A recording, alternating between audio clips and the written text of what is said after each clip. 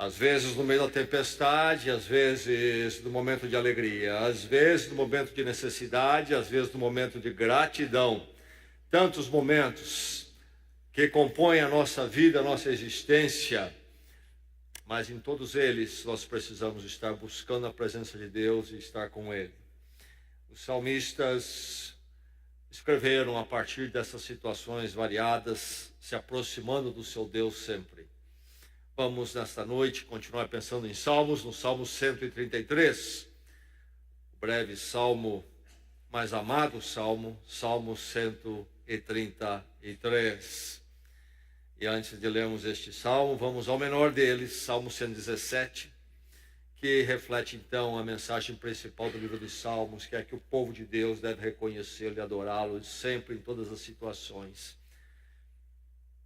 Salmo 117, vamos proclamá-lo, vamos ministrá-lo uns aos outros, com a nossa alta voz, façamos assim: louvem o Senhor todas as nações, exaltem-no todos os povos, porque imenso é o seu amor leal por nós, e a fidelidade do Senhor dura para sempre. Aleluia.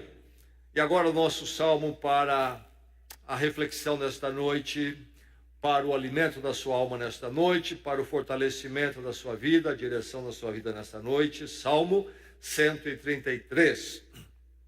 Diz assim: como é bom e agradável quando os irmãos convivem em união. É como óleo precioso derramado sobre a cabeça, que desce pela barba, a barba de Arão, até a gola das suas vestes. É como o orvalho do Hermon, quando desce sobre os montes de Sião. Ali o Senhor concede a bênção da vida para sempre. Que salmo! Salmo para você memorizar e aplicar a sua vida. Palavra de Deus para o seu coração. Vamos ler mais uma vez, mas eu convido você a ler junto comigo. Se você tem a mesma versão que eu tenho, façamos uma leitura da palavra juntos. Como é bom e agradável quando os irmãos convivem em união. É como óleo precioso derramado sobre a cabeça, que desce pela barba, a barba de Arão, até a gola das suas vestes. É como o orvalho do Hermon, quando desce sobre os montes de Sião. Ali o Senhor concede a bênção da vida para sempre.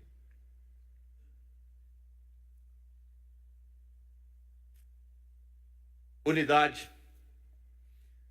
Unidade é perseguida pelo ser humano em tantas formas. Ele deseja, ele anseia por ela, mas a verdade é que não consegue realizá-la. Persegue de formas políticas, persegue de forma em termos da arte, em termos da cultura. Mas o que nós encontramos é uma situação sempre mais e mais difícil. A humanidade se torna, nos dizem, uma vila devido à comunicação que temos nos nossos dias.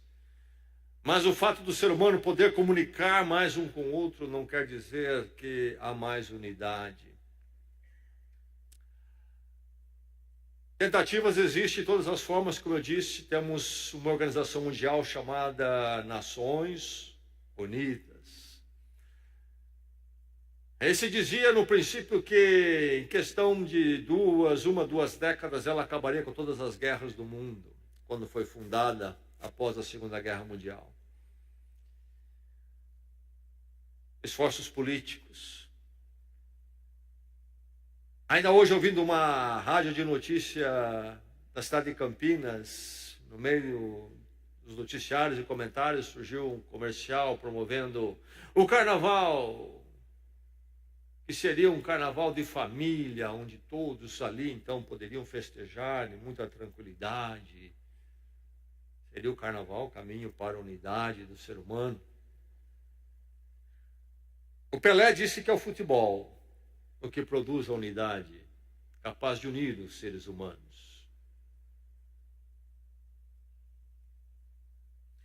Quando nós olhamos o nosso país, se algo que não existe é uma unidade. Em termos do chamado crime, nós temos uma verdadeira guerra. Na política, a coisa se desfaz. Falta algo que una, um projeto, algo que nos conduza. Essa é a saga e o drama do ser humano. E aí chega, inclusive, o ponto de nós vermos a falta de unidade atingir como nunca atingiu o lar, a família, o casamento. E aqui nós temos este salmo falando sobre unidade. É um salmo da peregrinação. É um salmo que é didático. É um dos salmos que busca ensinar algo, no caso, a questão da unidade. Mas este salmo didático era um salmo da peregrinação. Quando o povo de Israel, no Velho Testamento, subia a Jerusalém para os festivais religiosos, Páscoa, das semanas, das colheitas, peregrinavam. E no caminho tinha os salmos da peregrinação, os salmos que cantavam enquanto marchavam para Jerusalém. Grupos iam se encontrando, se juntavam e iam cantando, e assim indo para Jerusalém, onde então iriam estar ali no templo, a revelação da presença de Deus para o povo de Israel. E nesse salmo, então, da peregrinação, surge o cântico da unidade. Como é bom, como é agradável quando os irmãos convivem em união. Convivem em união. Este salmo é sobre a desejável unidade. Como é desejável? O salmo diz que é e é verdade. Mas não somente fala que a unidade é desejável, mas fala a você, persiga a unidade. Busque a unidade. É possível encontrar a unidade, vai atrás dela, persiga a unidade, porque a unidade é a melhor condição, ou não é? Temos a união versus a desunião. Qual é melhor?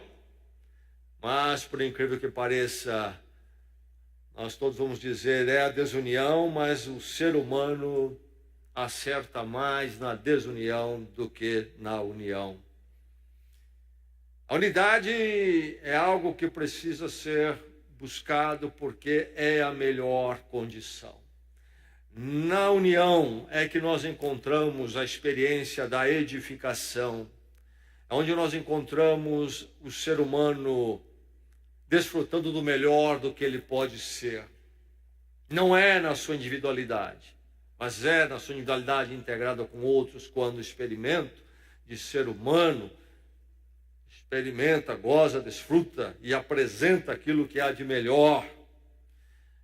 E o Salmo, então, diz como é bom, e aqui existe uma expressão que não está traduzida de forma muito evidente, que seria como, olhe, contemple, não é? Como é agradável e bom esse chamado, esse vocativo, olhe, contemple. E ele diz que é bom, e bom quer dizer aquilo que é excelente, aquilo que é superior, aquilo que tem um efeito melhor e uma aparência melhor. Primeiro adjetivo dele é o mesmo que você vai encontrar na língua original do hebraico, do Salmo, também em Gênesis. No capítulo 1, quando Deus cria, ele diz lá a narrativa, e viu Deus que a sua criação era boa, é bom, é bom. A mesma palavra aqui com relação aos irmãos conviverem em união. É bom, assim como Deus disse que a sua criação era algo bom. E encontra-se um paralelo aqui, que logo vamos ver logo mais aqui no caminho para este salmo, que então a unidade, a união, é uma obra de Deus. E quando Deus faz é bom, porque é aquilo que Deus fez, assim como a criação. E é interessante que no capítulo 2 de Gênesis, quando Deus olha para o homem masculino, então ele está só e diz, não é bom que o homem esteja só. Não é bom, a mesma palavra. E aí Deus diz, vou lhe fazer uma companheira, à altura de quem ele é. Só tinha animais, vou fazer uma companheira, à altura de quem ele é. Então agora a mulher, o ser humano feminino, não é bom. Então que o homem esteja só. Então o que é bom? O homem e a mulher, a unidade do casamento. É bom, é excelente, é superior. Mas ele diz também que é agradável. E aí a ideia do doce, aquilo que é doce, aquilo que é atraente, aquilo que chama a sua atenção pela sublimidade. Nos nossos dias há um debate sobre arte, inclusive recentemente uma exposição artística aí causou um debate e revoltas, e alguns defendendo, outros contra, e a defesa era que aquilo é arte não se proíbe. Deixa apenas fazer um comentário aqui. Realmente toda a criatividade humana é uma arte. Agora, há aquela arte que nos chama a atenção, porque ela nos aponta para o que é sublime, e aquela arte talvez até muito criativa, mas que aponta para aquilo que é reprovável, destrutivo, ofensivo, não tem nada de sublimidade. Uma eleva, a outra rebaixa. É agradável essa atração para aquilo que é bom, aquilo que é sublime, aquilo que eleva, aquilo que é melhor, porque edifica. Aquilo que nos leva para cima e não para baixo. E aí ele vai a duas metáforas, uma do óleo. Óleo aqui como um perfume, aliás, era um óleo especial que ele menciona aqui particularmente relacionado a Arão. Era uma fórmula especial usada somente para os sacerdotes. Tinha ali uma fragrância muito atrativa. E o óleo tinha uma função ali de ser bálsamo, aquilo que tranquiliza. Então, quando os irmãos convivem em comunhão, é como óleo, é bom, é agradável. Olha, veja, contemple, é bom, é agradável, é como óleo e é como orvalho. Orvalho aqui é o orvalho que traz a renovação da vida numa região árida como de Israel. Havia o orvalho do Hermon. Nos meses ali, maio até outubro, seco, seco, seco, mas do Hermon sempre vinha e vem até hoje um orvalho. Enfim, persiga a unidade porque é a melhor condição, é o caminho melhor, é o caminho bom, é o caminho agradável. Será que na sua vida tem havido essa preocupação de perseguir a unidade?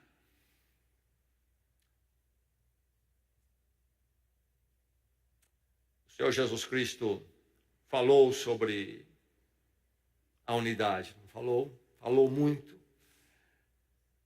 Nós pensamos sobre o Evangelho de João durante alguns meses e nós chegamos naquele ponto do capítulo 17, a oração sacerdotal dele, na noite em que ele seria traído, quando ele reúne os seus discípulos pela última vez, ele faz aquela longa oração, um capítulo inteiro, a oração mais longa de Jesus Cristo, registrada nas Escrituras. E o que ele pede ali ao Pai, que eles sejam um. Pai, que eles sejam um para que o mundo creia. Jesus Cristo não pediu muito, não é verdade? Pediu apenas que eu e você o que perseguíssemos a unidade. E essa verdade que então se realiza em Cristo, em que Cristo nos ordena, já é encontrada aqui no Velho Testamento, alguns séculos antes de Jesus Cristo. falando, cantando, que irmãos devem conviver em união, em unidade, como isso é bom. Enfim, a unidade é melhor. Você já pensou nisto? A unidade é melhor. Se é melhor, você tem colocado ela como um bem a ser perseguido. Como é que está na sua casa? Como é que está com a igreja? Que agente você é nos meios sociais em que você vive? Você é um agente da unidade ou não?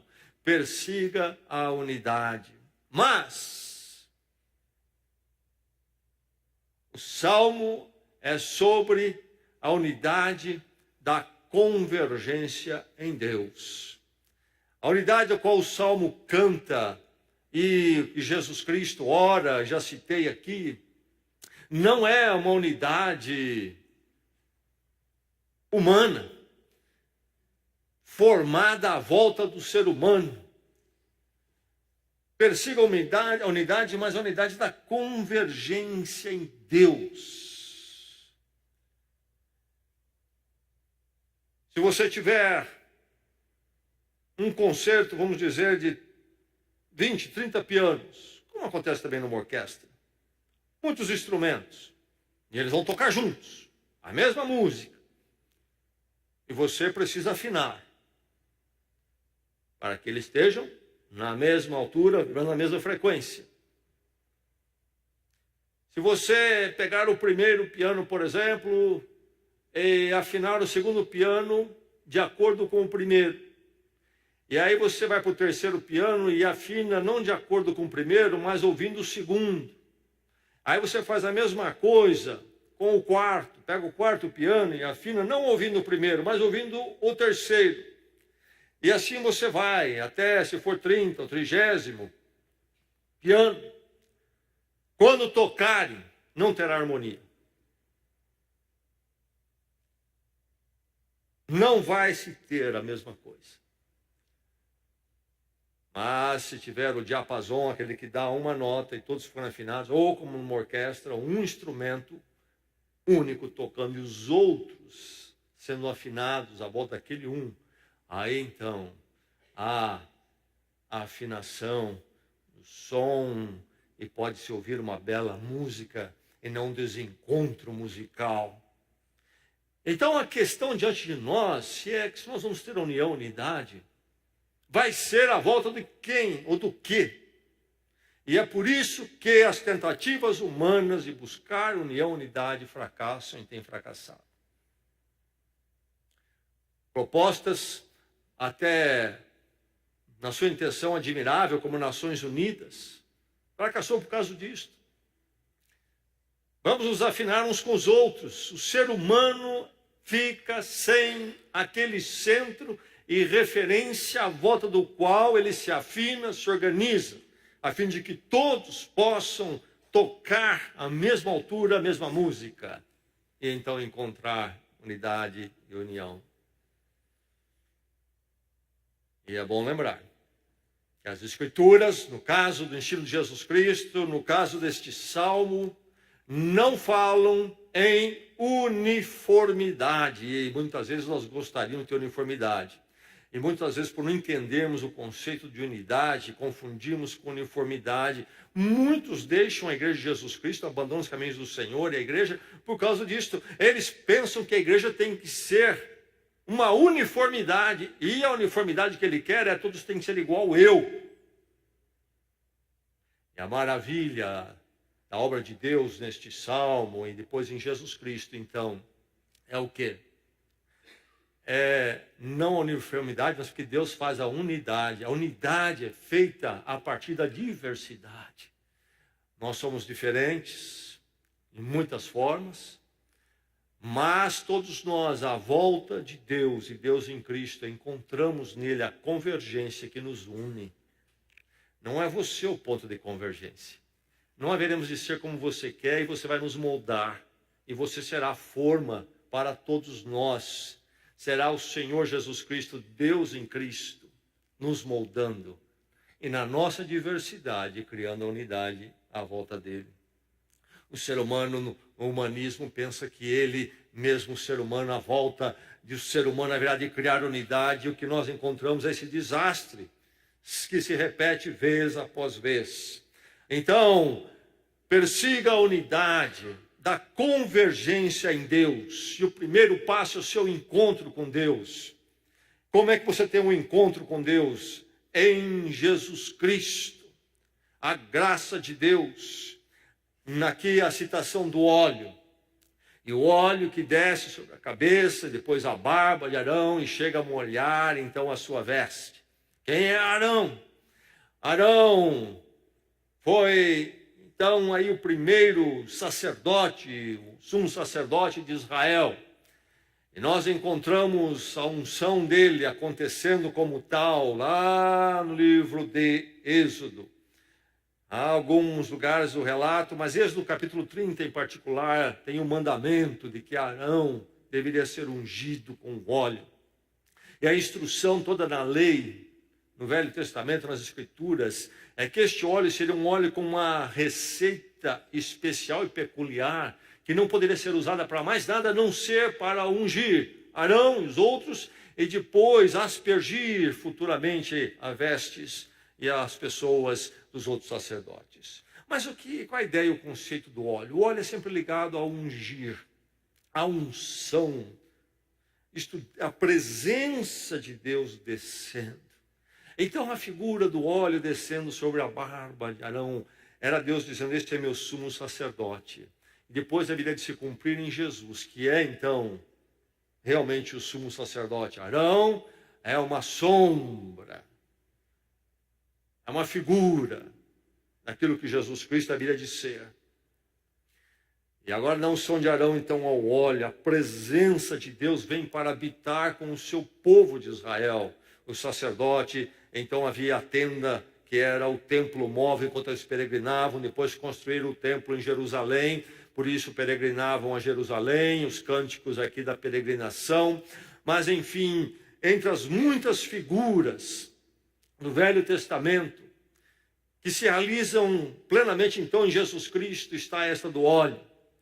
É a presença de Deus na figura do sacerdote descendo para estar com o seu povo. E ali então Deus descendo, estando, ele é o centro, o ponto de convergência, que é possível pegar eu e você, com as nossas peculiaridades, e nos colocar à volta dele, com condições de nos harmonizarmos, sem perdermos nossas peculiaridades e nossa individualidade.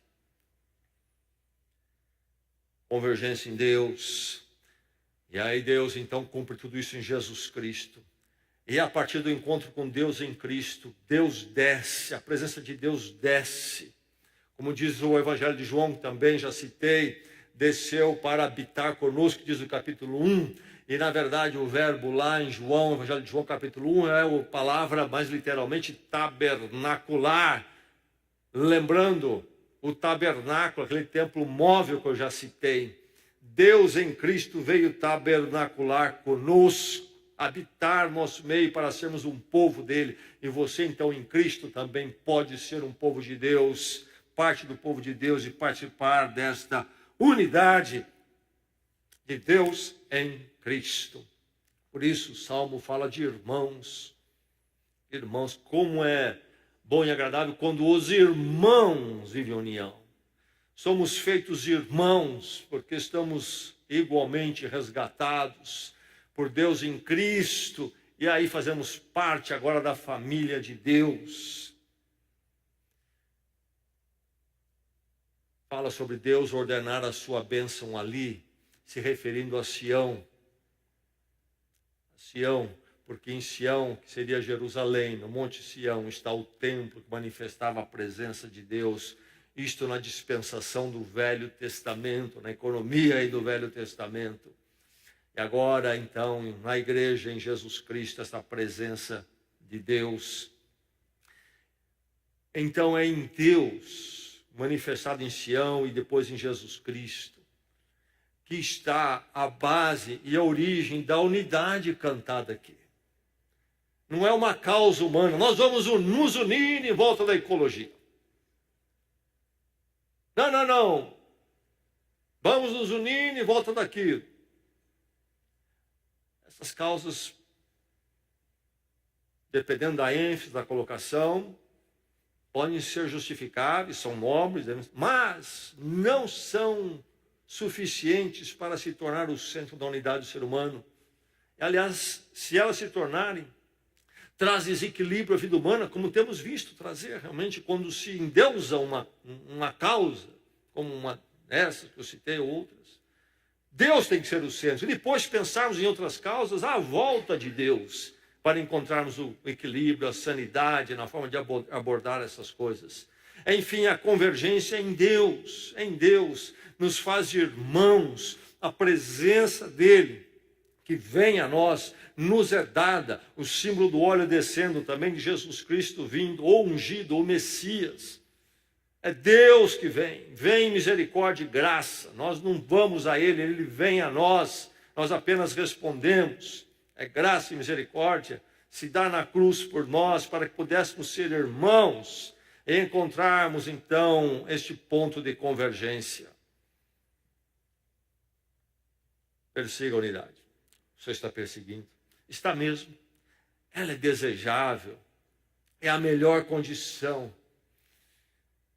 Mas a unidade que você deve perseguir é da convergência em Deus e começa com a sua transformação em Cristo, o encontro com Deus em Cristo. Persiga a unidade. Essa unidade maravilhosa da convergência em Deus. Persiga a unidade, então, que leva à edificação. Desunião é sempre destruição. A unidade é sempre construção.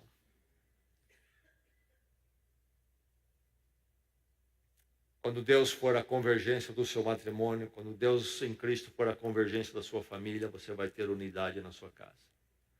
Cada filho é um. Tem o jeitão dele.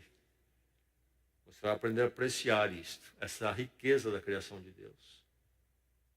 Mas isso não quer dizer que essas diferenças se tornar desunião ou guerra. Se todos, como criaturas do Senhor, estiverem à volta de Deus. Já citei que em Gênesis capítulo 2, Deus olha para o homem masculino e diz, não é bom que o homem esteja só, e ele cria então a mulher como a companheira, o ser humano feminino. O que é que nós temos ali? Homem e mulher, masculino, feminino. Temos aí uma diversidade maravilhosa. Como é diferente. Mas Deus ali diz que haveria de haver uma unidade ali. Os dois serão uma só carne. E aí vamos aprender lá no Novo Testamento com o apóstolo Paulo, que essa experiência matrimonial é, na verdade, uma metáfora da união de Deus com o ser humano, porque é nos dito que Jesus Cristo é o noivo e a igreja é a noiva. E que o relacionamento de Cristo com a igreja é que deve instruir o relacionamento do homem e da mulher. Efésios, carta do apóstolo Paulo nos ensina isto.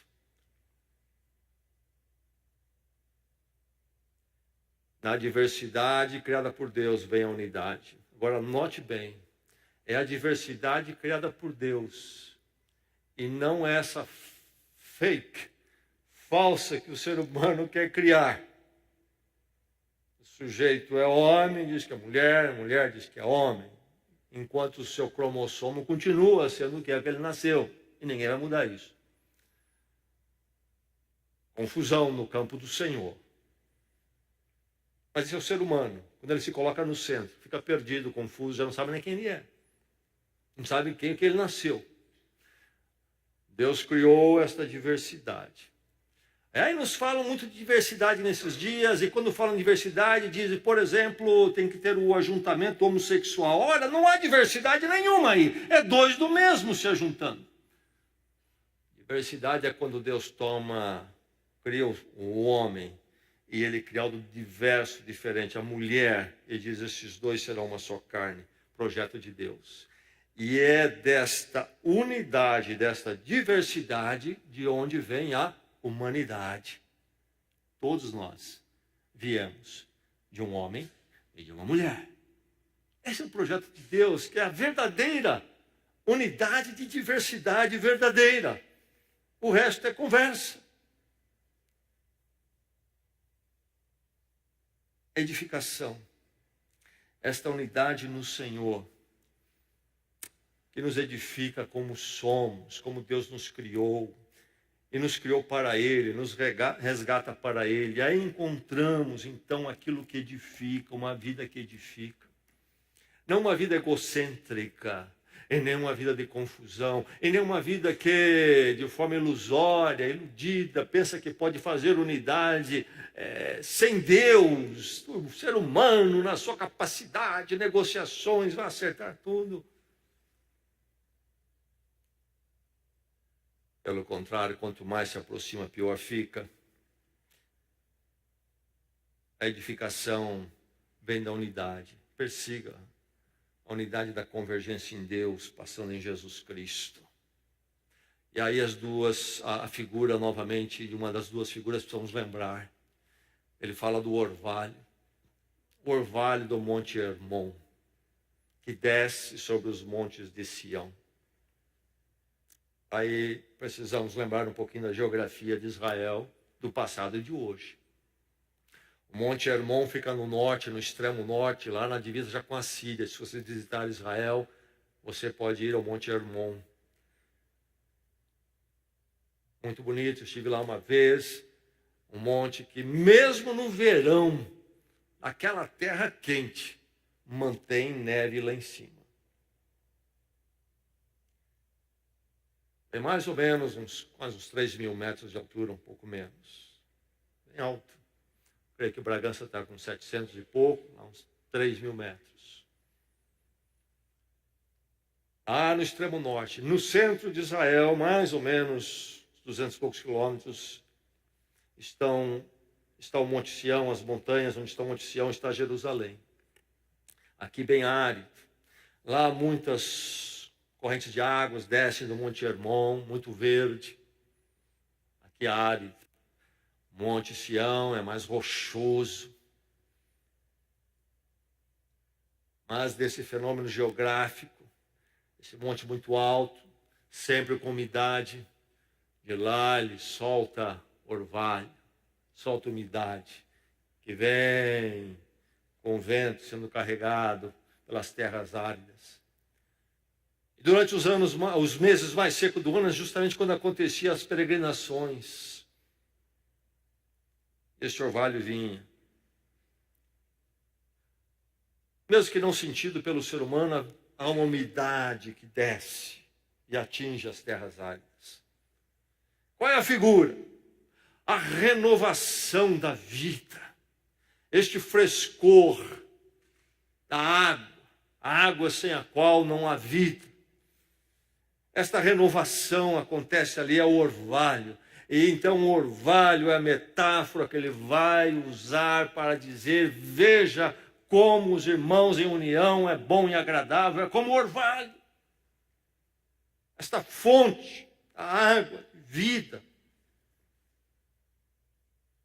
Conviver em união como irmãos do Senhor é então realmente algo que edifica.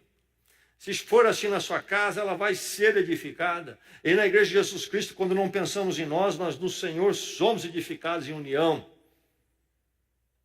Somos atraídos a essa união.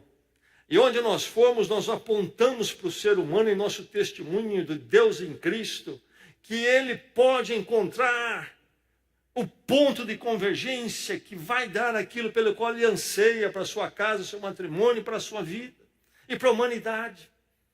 O grande chamado de Deus em Cristo, o ser humano reencontrar a vida, voltando-se para Deus em Cristo, onde então há a possibilidade, a base, a origem para a união. Mas se o mundo não experimenta, o ser humano em Cristo pode experimentar. Veja, olhe, contempla como é bom e agradável quando os irmãos convivem em união. Isso é trágico quando alguém trabalha contra a unidade da igreja de Jesus Cristo. Lá está a igreja, uma igreja que não se tornou herética, então precisa abandoná-la. Por exemplo, uma igreja que nega que a Bíblia é a palavra de Deus. Uma igreja que diz, olha, Jesus Cristo não é Deus. Eu não vou ficar nessa igreja, eu realmente vou romper com ela. Mas lá está o crente, uma igreja que prega a verdade. Uma igreja que não entra pela imoralidade. Daquela igreja está acontecendo coisas imorais lá, em alguma área, talvez na área financeira, ninguém faz nada, está todo mundo virando o olho para o outro lado. Não vou ficar mais nessa igreja. Uma igreja que aceita pacificamente caminhos tortos. Não. Habita neles e está em paz com isso? Não, não vou ficar ali. Mas aí está o crente. Uma igreja que não tem caminhos imorais, que está pregando a palavra, pregando Cristo como deve ser pregado, e porque em algum momento ele pensou que tinha que ser uniformidade à luz do que ele é, não foi como o umbigo dele quer, e ele resolve causar um desassossego no meio da igreja e trazer perturbação. É triste. Como é bom e agradável canta a palavra de Deus quando os irmãos convivem em união. O Senhor Jesus Cristo ora que eles sejam um. Que eles sejam um. E às vezes até tem explicações. Não, mas foi bom que ali aconteceu uma divisão naquela igreja porque formou outra igreja. O ser humano, nos seus caminhos tortos, tenta buscar explicações que violam a palavra de Deus, não é verdade? Eu já disse uma vez para alguns de vocês, e digo de novo, pensando na igreja em particular, realmente a igreja deve se multiplicar.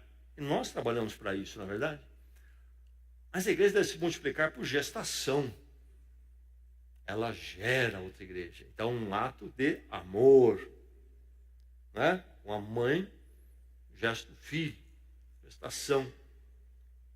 É um ato de amor, de continuidade dela como ser humano, do pai. A igreja não deve ser multiplicada por amputação, rompimento. Amputação é algo indesejável e deve acontecer somente numa situação especial de emergência, nunca para a igreja de Cristo. Enfim, a edificação, a volta de Deus em Cristo, é o que a palavra canta e nos aponta para você perseguir. É a resposta para o seu casamento, é a resposta para a sua família, é a resposta para a igreja se testemunha diante do mundo, apontando para o mundo o caminho da verdadeira e possível unidade em Deus, manifestado em Cristo. Note a última frase.